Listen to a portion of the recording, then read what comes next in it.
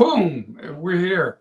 So we have Jose Leal and Garry Turner, and which we're going to just talk for a half hour. And Garry has a very interesting approach to business and how it should be and stuff like that. In particular, reimagining how the business runs. So, Garry, why don't you tell us about it? Yeah, thanks, Matt, and thanks, Jose. Appreciate the invitation. So, yeah, Radicality really, which is very in tune with your platform. Yeah. It really is my attempt as somebody that works within the most harmful of sectors, within chemicals, within the extractive industries. It's my way of trying to invite those senior leaders, those major stakeholders in the old world that we're seeing collapse, to get them to try and really step into reimagining for themselves and also their businesses. What could more generative, inclusive, less harmful business look and feel like? And really, that's what the Radicality ecosystem is all about, is trying to bring together a range of transformational partners to help hold space, to help coach, guide, and create safe and brave spaces for people to imagine for themselves. Garry, you just mentioned collapse. Yeah, same. I was wondering. Yeah, I was wondering. We see it. Do they see it? It's a beautiful question, Jose. I would say I'd flip the question a little bit, and not just so let me answer the question. Okay, so it wasn't so beautiful after all. Yeah, exactly. I think what's really intriguing, right, is that they are, again, back to the thing about feeling. And before we went live, we were speaking about sometimes we can't always communicate what we're trying to say with words. And what I'm seeing, particularly within the extractive industries, and I've been there, I've done a lot of inner work the last decade, but I can see people that know something's not right, and it's probably happening below the neck, in their gut, in their heart, somewhere else in their body, but they suppress it in favor of going after the number, going after the next M&A acquisition, going after all the stuff they've been told is the way to do this. So I don't think they're actually unaware, Jose. I don't think they're ready to reckon with the head, heart, gut conversation that needs to be had. They're not conscious of it, but it's there. Yes, I would say that's a fair summary. Well, and that's very close to what we say about radical, that people know there's something wrong, but they don't, they go for the money, basically. So you said you had a lot of experience with the industry. What have you done? Yeah, so actually, I'm a little bit of a double agent, actually. So whilst I'm building Radicality, I actually still work within a $4.5 billion turnover chemical company. So I'm actually inside of the belly of the beast whilst trying to disrupt it. So I'm basically trying to disrupt it from the inside and from the outside. Okay. Yeah. And that gives me a very unique perspective as someone that understands transforming of humans, understands where we are and where we think we may be going. So I'm sort of a bit of almost like a bridge builder in a way. And part of my role, and I'm not honed this yet, because it's about words, is, what are the words that we need to help people step into more discomfort, into that uncomfortable space, which is real growth, real transformation. Right. And I think that's what you're working on at Radical World, is what I'm working on in Radicality, is just this, what are the words, what are the experiences people need to have to let them drop those masks of fear or that invulnerability, that ego, etc. Yeah. We think that businesses, traditional business of today, are business hustle. In other words, they want everything fixed. They don't want anything to change because they wouldn't know what to do. But and that's business hustle. I mean, the great thing about Ford, there are a lot of bad things, but the great thing about Ford is that he had this other way of doing things, which was very different than the way it was before, and it made a huge company.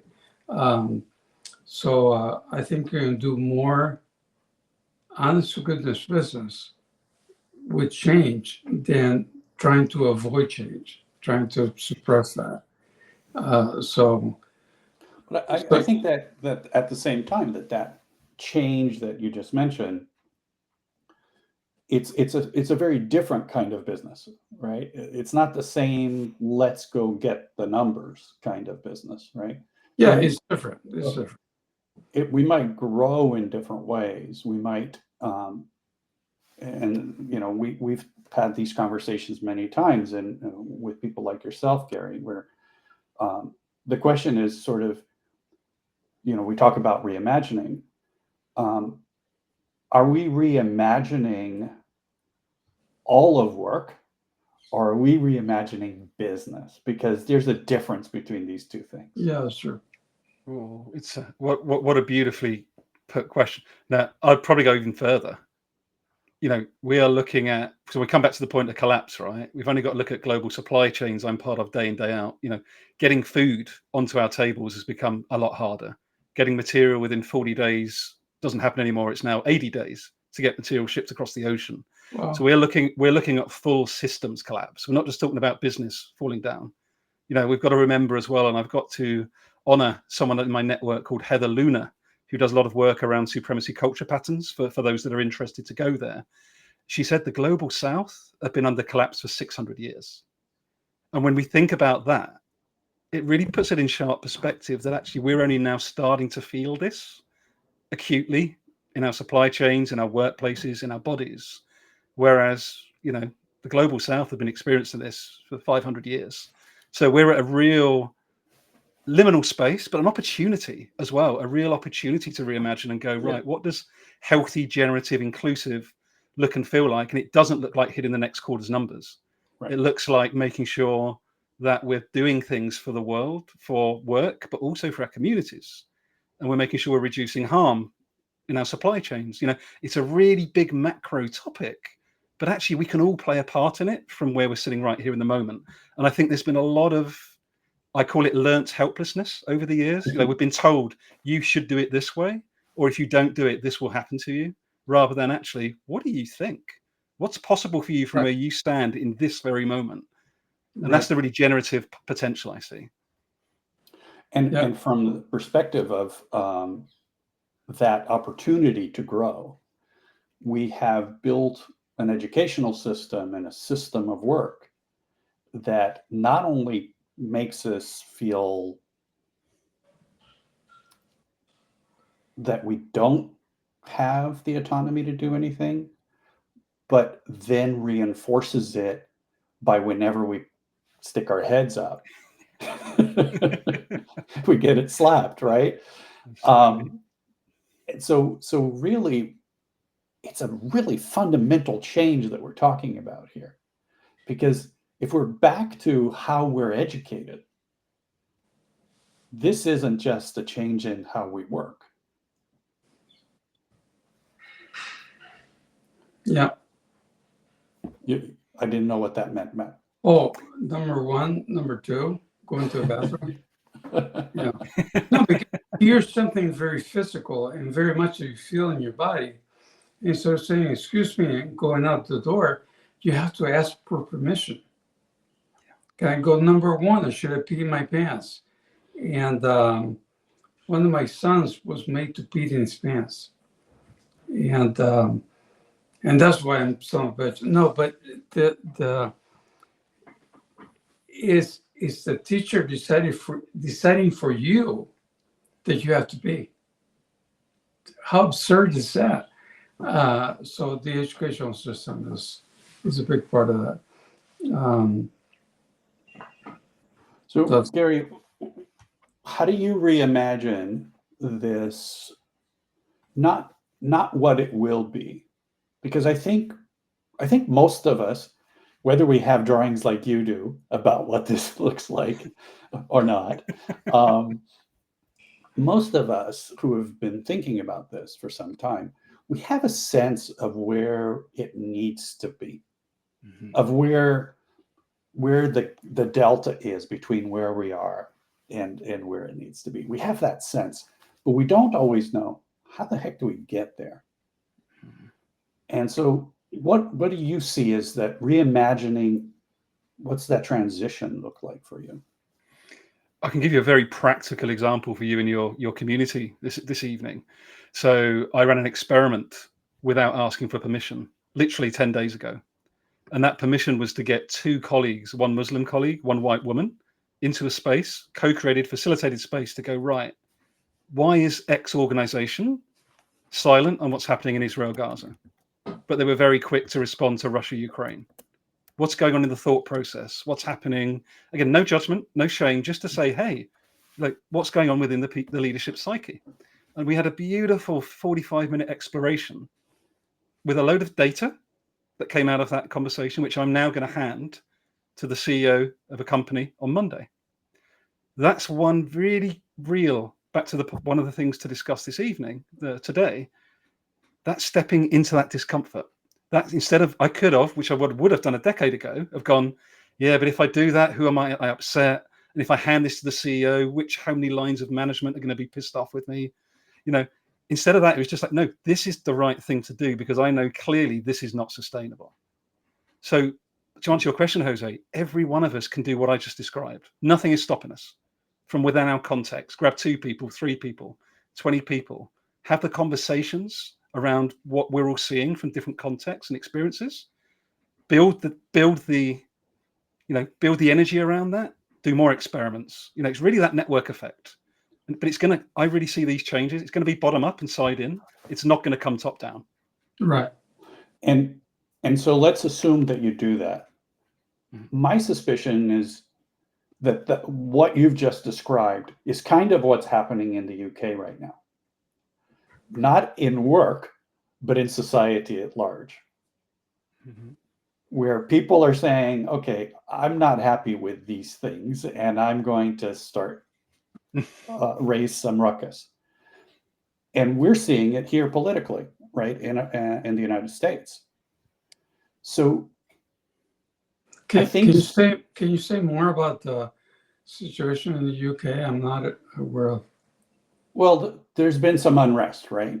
And that unrest is coming from the population, just people on the streets that are unhappy with the status quo. And lots of it has to do with immigration, lots of it has to do with the state of the economy and all of this kind of stuff, right? And I'm not an expert in that, but it seems to me that whenever you see unrest, it's because people are not comfortable in the situation that they're in, right? That some needs are not being met. And so I wonder if we kind of say to people, hey, go do what needs to be done, rather than doing what is expected of you by the system, what does that do to a large corporation? It's a really good question. I would assert from the conversations I've had so far since running this experiment, there's not actually, in my opinion, and I see it within my context, Jose, people aren't actually sitting around wanting to blow up the system. There's some people that do want to literally go anarchy, go use the nuclear button on business. I'm not one of those people. When I talk about radicality, I'm talking about radically reimagining how we show up, challenging our fears, coming from a place of connection, celebrating difference, leaning into discomfort, everything that education system you spoke about, counter to all of that. Now, there's 2 things I would describe. So what you described around the unrest in the UK, that actually, just for context for Matt and for any of your US listeners in particular, the unrest was actually, that came about because 3 young girls were sadly murdered up in the northwest of England in the UK. But a certain group of people spread a message that was actually a Muslim person that murdered the 3 girls. But it wasn't. It was complete fake news. Internet took off, and then suddenly we were into riots. So why I wanted to give that framing is, I see that what I'm trying to do and what we're all trying to do here on this call is to bring people together to reimagine, to push and poke against the current system and co-create. What the other example is fear-based anarchy and retaliation because they don't feel they're being invested in, don't feel there's job opportunities, don't feel seen or heard. So it's really important, this nuance, right? You can be radical in many different ways. But I think what we're all speaking about on this call is, how can we radically reimagine and challenge the status quo but take everyone with us because we can all see something better at the other end. But by the way, what we mean by radical is going to the roots. So it's not radical, I'm going to kill you and I'm going to hang you, Yeah. that kind of thing. But what is the root of the problem? And one thing that we identified really early on is that we live in a system. A lot of people don't like that, but we live in the system. And the system called fiat. And we're thinking of radical as an alternative to fiat. I mean, fiat is going to be around for a long time. But there's got to be an alternative, because right now in the Valley here, when companies think of, well, I got to get funding and I got to get this, I got to get that, they're thinking the old model, the fiat model. And when I say, well, there's another model, it'll cost you less, it'll give you more control of everything that you got. And it's just an alternative, that's all. And what we hope to see is that grows and this shrinks, but that's a different story. So we're not talking about revolution or anything. We're talking about going to the roots of the problem, and we miss it a lot of times. I mean, like you said, we fall for fake news because we can go and ask anybody, what happened here? We take it from some guy in the basement somewhere saying, oh, this was some guy killing 3 girls. And, rather than talking. And we're starting from the educational system that Jose talked about. The system, once it's divided, William the Conqueror invented that. And he separated the rich from the poor. And but if it would have lasted 1,000 years, it would have ended up in the same place. So yeah, we got to get back together somehow. Well, you mentioned Silicon Valley, and that reminds me of a story I read this morning. I don't know if, Garry, you're familiar with Reid Hoffman, the founder of LinkedIn. He had an interview recently, and he was talking about the fact that in 10 years, most people will not be working for a company as an employee. That the transition, thanks to AI and the speed at which things are transforming, and his idea is that it's going to be more about becoming gig workers and doing multiple kinds of gig work for multiple companies. And to me, that is the scariest thing I could ever imagine, because we're talking about more power to the corporation and actually less power to the individual.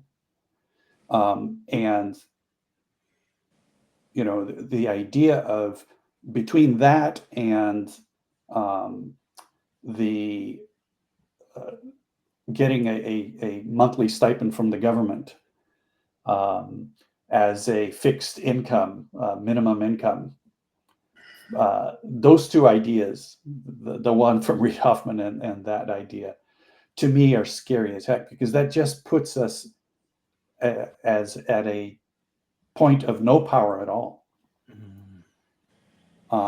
Because now, if we don't behave, guess what gets pulled away? Right. If we're not good little boys, what gets drawn out, right? So my question to you, Garry, is, seeing those two things as emergent kind of realities that are coming about, certainly some experimentation in both of those fronts, and at least here in the United States, gig work is a huge component now of our workforce. So what do you see? How does that happening or not happening change things for you in your idea of how to reimagine work? Yeah. So first of all, just to say, with both of you, I think it's incredibly terrifying. You know, you also look at even the use of AI. Everyone just jumps again mindlessly onto AI. Sure, it's got benefits, but does everybody know that, you know, in Kenya, these workers are getting like less than $1 a day to basically feed the AI, right? There's all this complexity that sits behind these systems that no one really thinks about. And I think that's part of my answer to the question is I think we've got to slow down. Believe it or not, it's an act of resistance to the current system. It's a radical idea to go slow, not fast. And I think, again, it's all going to come back to our own, in the end, I have a mantra, which is change is an inside job. And because I've gone on that journey, I stay on that journey now. You know, no one can actually, apart from throwing you in prison, no one can actually tell any one of us on this call right now to do anything. Not really. We allow other people to tell us to do things. Now, it's not always easy because you've got a salary and you've got bills to pay. But again, that trying to remember, that's why I link reimagining and remembering so closely together. You know, this stuff is innate. This isn't stuff we need to buy off of a shelf or buy online from that gig worker, right? Like there's so much wisdom already within us when we're born. Yet so little of that wisdom comes through after we've gone through that education system we spoke about into the world of work, right? We've been dumbed down. So I think, you know, I think we've got to actually resist. And I use the word resistance intentionally. We've got to resist certain aspects of technology being allowed to become normal, quote unquote, because you're absolutely right. You know, surveillance tech, we've seen it already. We're seeing it with AI. You know, we are becoming more and more dehumanized. Tech for this purpose is great. Tech's a tool, right? You can use it for good things, use it for bad things. But at the end of the day, the power within tech, like money in financial services, sits in far too few hands, like big corporations, like big banks. And that's what's got to change. That's what we've got to reimagine, is what does a more distributed, decentralized system look like for currency, decentralized system for power with workplaces. None of this is new to a lot of your listeners, but our role within that might be quite new. So rather than waiting for someone else to do it, what are we going to do individually and collectively to retake that power back so that we can do something better with it? But first, we have to recognize the systems that we're in. Exactly. Because the fiat system, as we call it, has been very good, very, very good at corrupting anything that goes against it. So climate change, the Let's answer turn it is into a, no. a metric around CO2. Yeah, no, and we buy. We're planting 1,000 trees in Jamaica or whatever, Brazil, and it's the same 1,000 trees that is sold to everybody. So there's greenwashing. There's when we talk about discrimination against women, misogyny in general, we bring out the 3 women that are in the 3 wars, and hey, they're very successful financially, and but they're not. They're guys with women's clothes on, basically. So yeah, the system is very adept at defending itself, but it doesn't change anything. It just makes it worse and worse. And what I call division, you call individualization or something. But it's the same thing. Is if we can't remember the Matrix, and they were all in their little pods with wires sticking out of them. That's the direction that we're going.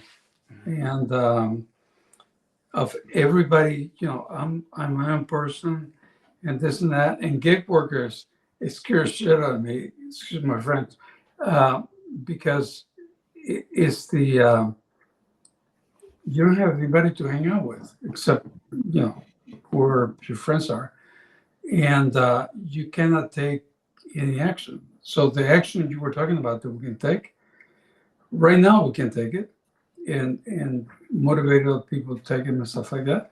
But we have 10 years, Great said. He's been pretty good at knowing where the direction is going, and he's been very good at getting it wrong. Well, it's not wrong for him. because he's made a lot of money out of that. But insisting on the same system, the same process. And to be fair to him, that's probably all he knows. That's probably all he knows. That's the world we live in here, especially in the Valley, right? That's the world we live in. It's been very progressive. You know, he's giving us medicine. I'm carrying a cancer bag or something. I don't know what they call this. It's a pump. So technology is advancing very quickly.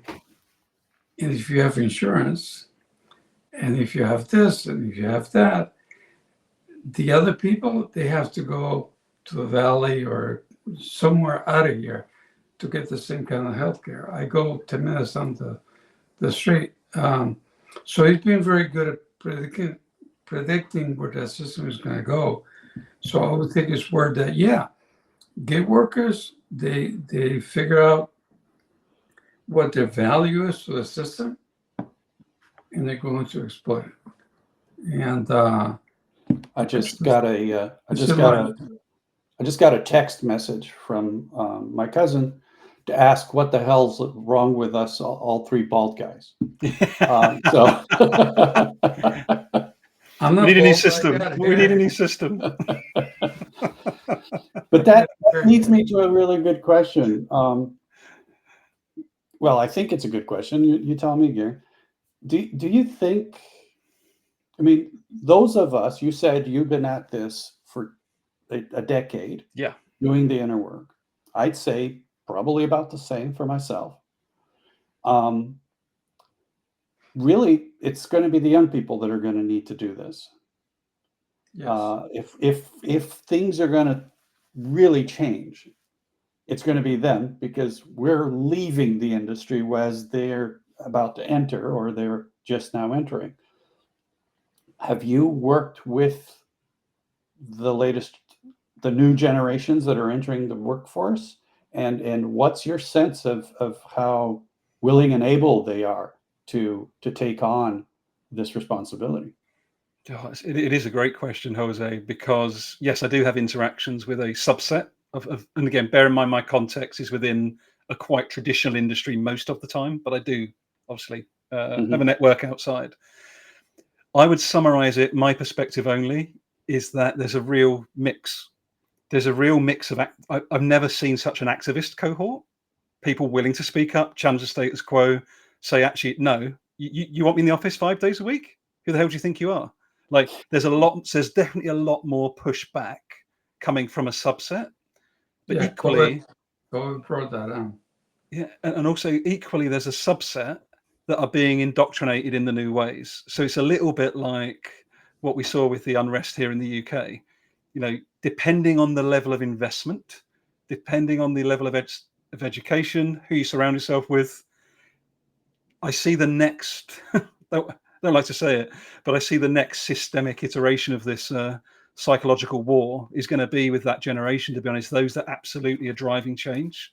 And then those that have been conditioned, you know, they've been handed down the house, the inheritance, whereas so many others have literally they couldn't even, you know, barely got a pot to eat out of. So I think it's a very interesting time for us, because I can't remember a time in my recent history, maybe you guys can add into this, where we've seen such a wide gap between the haves and have-nots. There's always been a gap, always. Yes. But the extraction of wealth, for example, in the UK alone, the food bank usage of the last decade has gone through the roof, the exponential curve we don't want to see. And at the same time, more and more money's leaving the working classes to the super rich. Just look at the number of billionaires on the planet. So every metric reinforces what I just said. So I just wrap up my response to your question, Jose, by saying there's a lot of potential in this cohort, the new generation coming in. I think there's a responsibility on us to help reduce harm as best we can whilst they take over. And I don't see that happening enough, to be honest, is that conscious awareness and, right, what can we do differently as we hand over the baton? And what does that look like? What do you see as the thing that we could do? The number one biggest topic is mindset. So what I mean by that is organizational and individual mindset. So I imagine back to the theme today, I imagine, and I am actively working on this, is reaching out to and trying to engage the CEOs, the CHROs, the CFOs of the biggest, most harmful companies on the planet, trying to build relations. Because relationality, as you both know, as we all know, nothing changes without relationality. It's not an individual pursuit, it's a collective pursuit. And it took me a really long time to work that out, to be completely honest and vulnerable. I thought I had to do it all myself, which is why it took so bloody long. And then once I realized it was actually a collective pursuit, things accelerated for me. So that's how I see us being able to, our sort of older cohort, shall we say, is how do we come together to share perspective? You know, we're generally more financially well off. We're generally got less risk, inverted commas, compared to those younger generations. And I think we should use that privilege to try and have the conversations we haven't had as much over the last decade or two. So how would you imagine that happening?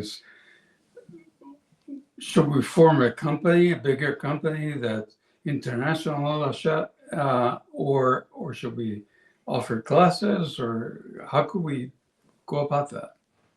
Well, I see this as part of that journey, right? That we've met each other tonight. You know, you're having all these other amazing guests on. So there's this informal network already forming, right? As people get to know each other, they know what their skills are, what they're working on. And I see it being a much more organic process where the more of us that know each other and the more that understand each other's drivers, I then say, actually, when I go into a chemical company in 6 months' time, I don't really, actually, you want to work on X? Let me introduce you to Matt and Jose. I actually think what they're working on could be really helpful. So there's going to be a Trojan horse of a business need. That's we're still in the old world, right? So it's got to be okay, what's the ROI, etc. So we've got to find a way to speak to them. But the ability through this informal network to bring in transformational change, that's where I see it being different. It's not going to be me going in as just Garry going, hey, I think you should change X. It's going to be, hey, I want to connect you to these people because I want you to have a relationship with them like you've got with me. We're not blaming you. We're not telling you that you're a bad person. But we now do realize how mucked up things are. So what do we want to do? And that we gets bigger and bigger and bigger. That's how I see it. Do you see larger organizations being able to change? I'll let you know after Monday when I meet the CEO, because this is a really hot topic, genuinely.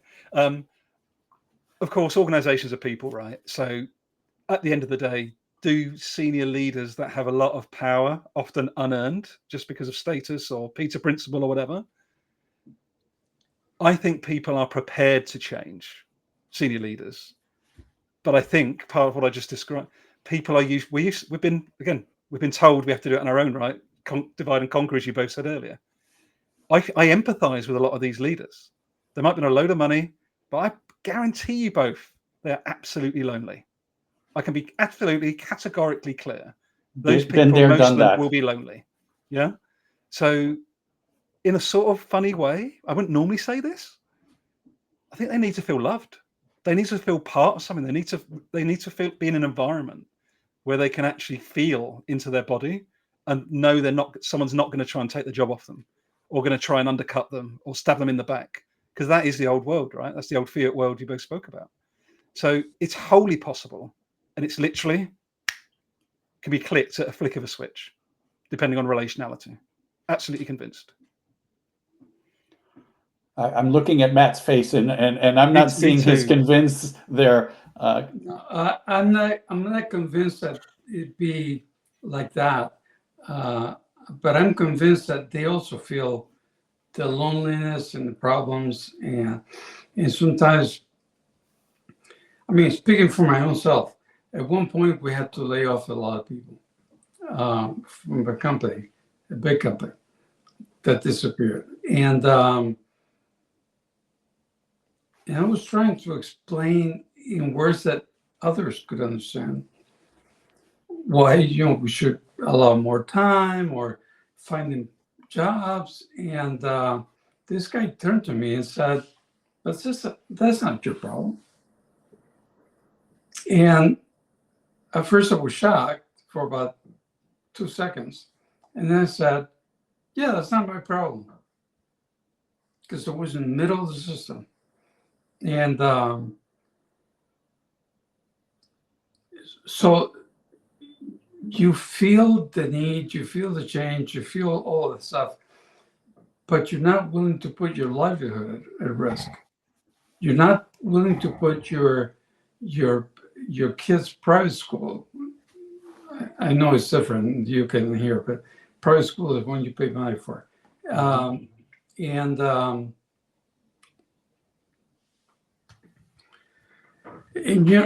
you're not willing to risk all that.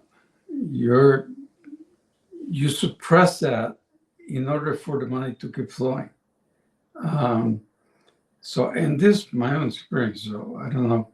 Maybe I'm out in the I'm out of the loop somewhere. I'm No, there, but I don't think so. no, I you're think a not. lot of people are going around suppressing their emotions in exchange for the money. So we're slaves to the monetary system. And this is why I asked the question, Gary, because my sense is, as much as we can change a CEO's mind, not we can change it, but that he's primed for it or she's primed for it, and given the opportunity with relationality, as you said, being able to have that sense of comfort, like there's people around me that are going to allow me to act on these feelings that I have, and to do those things. Then you've got the board, then you've got the investors, then you've got the market, then you've got actual employees that are like, no, just don't change anything, just pay me, because you muck this up, my 10-year, 15, 20-year career is going to get upended. Like, there is so much momentum in the system that any one small group of individuals trying to make changes to the system, I can't see that happening. I can't see that happening at a sufficient scale to do what needs to happen. I think it's an absolutely fair challenge. And I'm not in utopia. I don't disagree with iReview from that context. We are in Western collapse, back to where we started. Like, we can't turn this around. We're not going to stop. We can't put the handbrake on to then introduce something new. There's going to be something come from the embers, whatever's left. Oh. However, I will add, you both know Gary Ridgewell, I'm sure, ex-CEO of WD-40. Yeah. There's a great story when I first met him, Jose, over in San Diego back in 2018. I asked him a very similar question, so linked to what you just asserted. Right. I was like, Gary, how do you keep the investors at bay? You've got this great, you've got this great culture, high engagement. People love the company, but you're still part of the old system. Yeah, you've still got short-termist investors. And he shared with me that moment, Jose, and it's something that any CEO can do, and that's why I do that tomorrow. Oh, okay. They can. Any CEO can do what I'm about to share because Gary did it. Any CEO can turn around, and Gary Ridge did this and said, "We appreciate any investment. Thank you very much for considering WD-40. But if you are looking for a quick return, we are not the company for you." And he delivered consistent results over 20 years, high engagement, etc. And he managed the markets up. He managed the system. Not enough CEOs, I would assert, are prepared to have that difficult conversation. And that is why I go clip, because that's one conversation that any of these guys and girls with power could do to try and tip the system in a slightly different direction. Is he still there? No, not anymore. No, he's handed over now. Right. And is the attitude the same at that organization? I believe it is. I actually had dinner with Gary a couple of weeks ago in London. So I believe the ethos is still very much the same. Because that's one thing that we've noticed is, when Matt was working at the organization that he co-founded, much of what you've just described existed within the organization. But it got acquired, and poof, that ethos no longer exists. And we see that in so many organizations that have had a leader or leaders that were trying to make these changes, but they only remain within the power of those individuals and not as a systemic change. Right. As soon as it leaves the stage, it most likely changes. What's his name? The Reinventing Organizations. Oh yeah, Leal. Leal. Yeah. So Leal wrote about 12 companies or something, and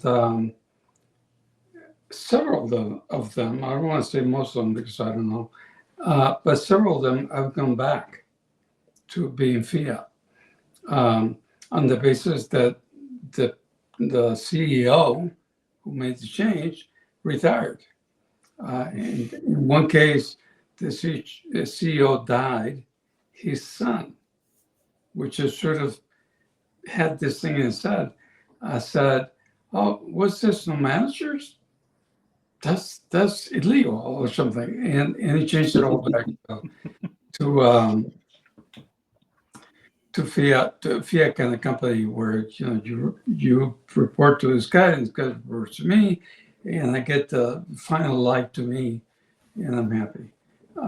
So yeah, I was just reinforcing what I said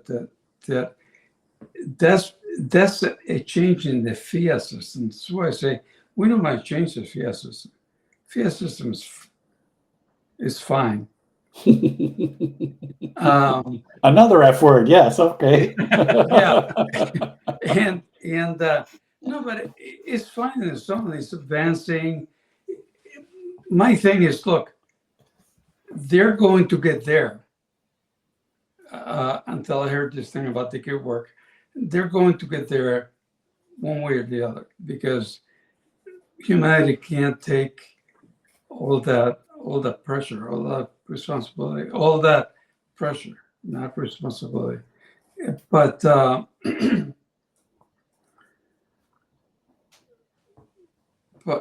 but yeah, if you do it in the fiat system, the moment the leader leaves the stage, then it goes back to whatever. It may stay the same, very unlikely. It may go back to the way it was, very likely. I just want to point out that we're at 42 minutes. I didn't, it's gone so quickly, I didn't realize it's been that long. Garry, did you want to add anything else to our conversation? I just want to say thank you both, and also to Carlos as well. I think it's really nourishing and also not just theoretical, which is what I appreciate. We're really pushing and prodding at the system and what can we physically do. I think that's what's really important because quite often this can get quite lofty and lost in theory, but I think we've been pretty practical today. The last thing I want to leave you with is one more experiment I'm running at the moment, very much in the spirit of what you both discussed. So I've not mentioned this on any public platform, and I'm not going to mention any company name because I wouldn't do that. But I'm literally in the process of trying to help an organization merge as an equal, not a regular M&A that gets gobbled up and then basically people get laid off, etc. But there's a very progressive company within the extractive industries that wants to positively infect the big system. And they're proven to be very generative. They make good money. The way the organization works is very progressive. And my role is to try and find a suitor, and they would stay as separate companies. But in essence, it would be like this big one is investing in the small one to learn from it, to understand how it operates more democratically, with decentralization of power, etc. But keeping them almost as partners and not being absorbed fully into, I think, is also part of this. When I think about the planets, being in the orbit of one another is enough. We don't have to be part of and exactly the same as another company all the time. Right. So this is a quite fun experiment I'm in the middle of at the moment, is trying to work out, how can we actually test and poke at this system that you say is very much, Matt, as you say, still very much fiat led, but how can we try and do some side and bottom up influencing of the big system by running some of these experiments? So that's a very live topic at the moment. So not to discourage you, but the company that we sold to, we had a company called Nearsoft, and we sold it to another company. And that's where got this whole thing started in my head, is why am I getting so much money? I didn't do anything. I mean, I didn't do anything, any growth related things. So we sold it. It got absorbed. The old people, the people that we dealt with, said actually came to Mexico, and I'm not in Mexico. I'm in California, but this was Mexico at one point, and they went to Mexico and all that stuff, and then for their own reasons they disappeared. They left the stage, and the new guy come from HCL. HCL had a good story to tell, but it wasn't self-organizing or anything. And now it's no more. They said, well, you're part of the system. That's it. We don't want to have a system on the side. And I'm having lunch with the CEO of the old Nearsoft in a few minutes. In fact, I'm going to be late. And I'm going to ask him point blank, he said, we have to talk. And I don't know if he can fire me because I've retired. But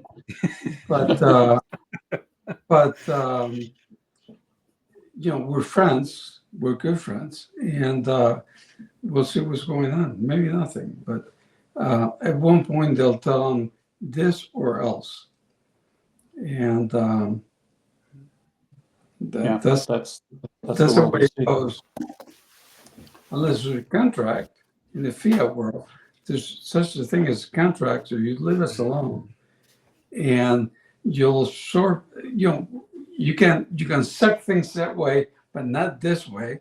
For something, I don't know. So well, good luck with that, Garry. Yeah. Good luck with that. I didn't want to say some of that like, oh, good luck with that. Yeah. No, it's genuine. I mean, in my opinion, there are a lot of things that need to happen. It's not just going to be one thing, right? It's going to be everything, right? And the more bottom up happens, the more top down is going to be possible, and the more middle up and middle down is possible, and that's everything gives somebody else a permission. Oh, right. Nice. Every little piece of whatever we do. And so the more anyone can do, whatever that little bit is, that can give somebody else adjacently the permission to do their thing. So I haven't gotten an announcement from Carlos. I'm not sure that we have anyone booked for next week yet. So maybe. So we have nobody booked for next week, and that's what Carlos is not saying anything. Anyways,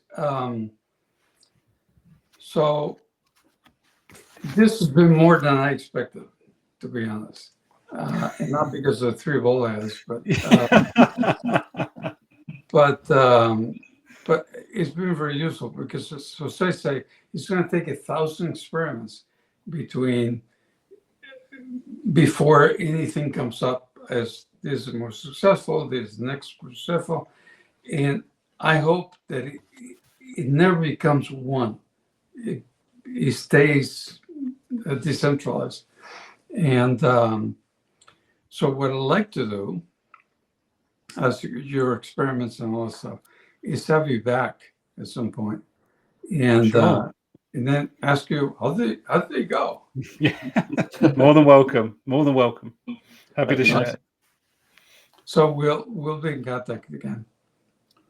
And I think for what's upcoming, we've got the URL there on the bottom of radicalworld.live/p/upcoming-1/ Carlos, we need to make that a little harder because that's a little too simple at the moment. Yes.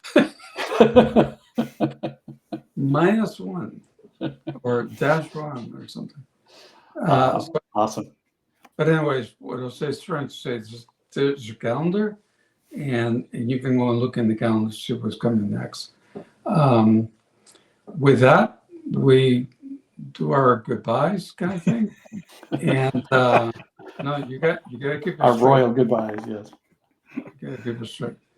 And here's the Cuban telling the guy from the UK how to do it. Anyways, Thank you, Gary. It was a pleasure. thank you. Thank you both. Appreciate it. And thanks, everyone.